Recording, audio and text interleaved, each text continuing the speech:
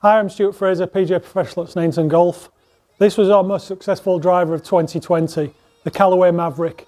Now what we have for you today is we've got the new family of Callaway drivers to review, the Epics. So we have the Epic Speed, the Epic Max and the Epic Max LS. I'm going to get lots of shots with these things and see whether the new technologies that they've installed in that driver are actually an improvement on last year's model.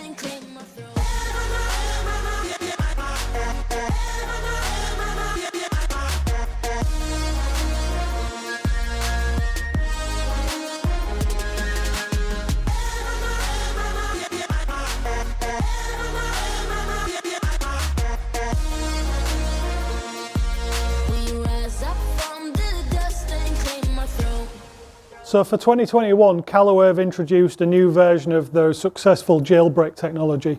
They've introduced jailbreak AI speed frame, which is using artificial intelligence. They've increased the rigidity, the stiffness of the head from top to bottom, so vertically. That's supposed to increase ball speeds across the face, but also give this face a little more strength than previous incarnations. Also, on the bottom of the golf club here, this is the Max head. We've got an adjustable slider weight at the back. Now this slider weight comes in the Max and the Max LS. However, the Speed doesn't have that. It has a fixed weight at the back. And because it's a fixed weight, they've introduced a few little shark fins on the back here. Now, the Speed head also is supposed to be their most aerodynamic design to date. So it's supposed to help this golf club travel a lot faster through the air, increasing speeds and increasing distance. They've also introduced a solely carbon crown and sole plate. Now that's supposed to reduce the weight. The weight that they've saved, they've redistributed into areas where it's more important, that can reduce spin and increase ball speeds. All this points towards a driver that should perform particularly well. All of the Epic driver range also include the adjustable hosel, which comes in virtually every driver on the market nowadays at this sort of price point. And the ones we've got as a stock grip, it includes a Tour Velvet Align, which is quite a nice grip. It's quite a nice little feature to have the Align on the back. I personally prefer it. Gives me a little bit of a ridge to sit in the back of my fingers there. It feels more comfortable. But I am looking forward to hitting this driver, so let's have a go with it. So the only really noticeable thing immediately when you start looking at this driver head is the different colourway for 2021. Instead of the orange from the Maverick of last year, we've got subtle green stripes on the head. And again, from the top at the back of the head, on the crown there, we've got a little bit of green instead of the orange. When you get these down behind the golf ball though, they will look very, very familiar and similar to last year's product. So both drivers, I've got the Speed in my right hand and the Max LS in my left, and they both look really, really similar to the Max driver of last year and then the Sub-Zero of last year as well. Nothing's really changed. They're both still quite nice shapes. The Speed in particular looks nice. It's that very traditional pear-shaped head. It looks great. That's the first one I'm going to have a go with. This driver should suit me quite nicely. I've got one of my favourite shafts in it as well. We've got the Hazardous Smoke 6.0 in there. So this, I know, suits me pretty well. I should get some pretty good numbers.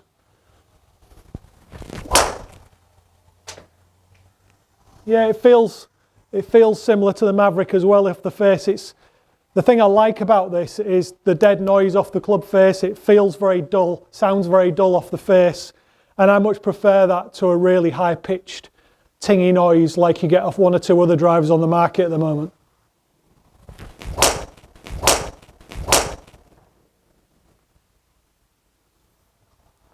So now I've got out the Max and the Max LS heads. Now, immediately noticeably different from the Speed.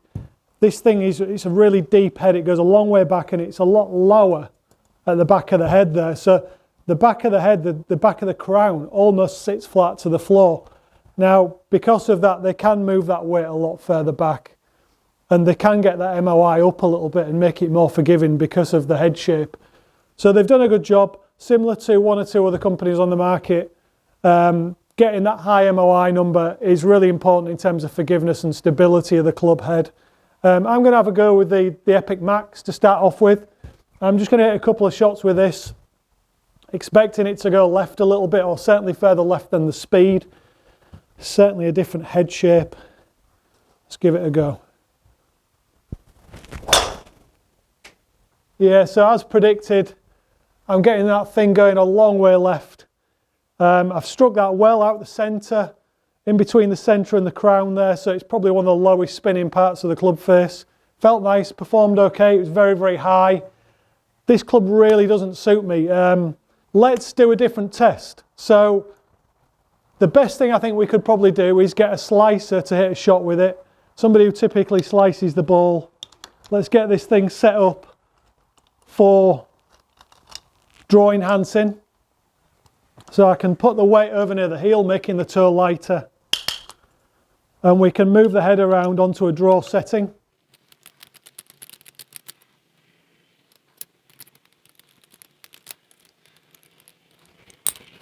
So that's now on standard draw, hosel, and I've got the slider weight over near the heel of the golf club. And we're going to get cameraman Josh to have a couple of shots with this. He's claimed that he slices the ball a lot and he can't stop hitting it to the right. So this will be a really good test.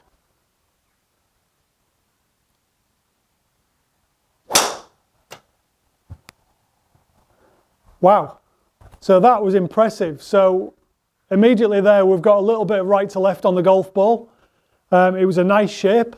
It seems as though he's found it very easy to square the club face because the heel's a lot heavier than the toe. The ball moved probably 5 or 10 yards right to left, and it was a nice trajectory. It didn't pop up in the air at all. It was a really good shape and very impressive flight for somebody who normally carves the ball out to the right hand side.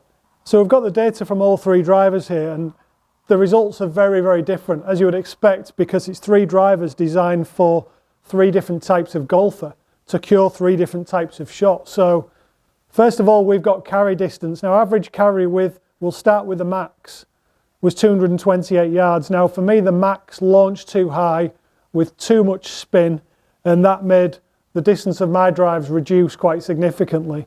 So then we stepped it up to the max LS, and the average carry went up 10 yards to 238, and that was because the spin reduced from 3,239 to 2,193, which was a massive reduction.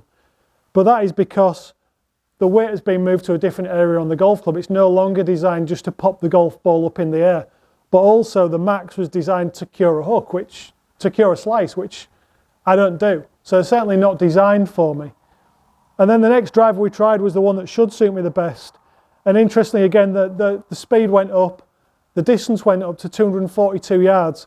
So from the original driver, that's an increase of 14 yards from the max to the speed for me personally. So it just shows the importance of getting the correctly suited driver for your golf swing.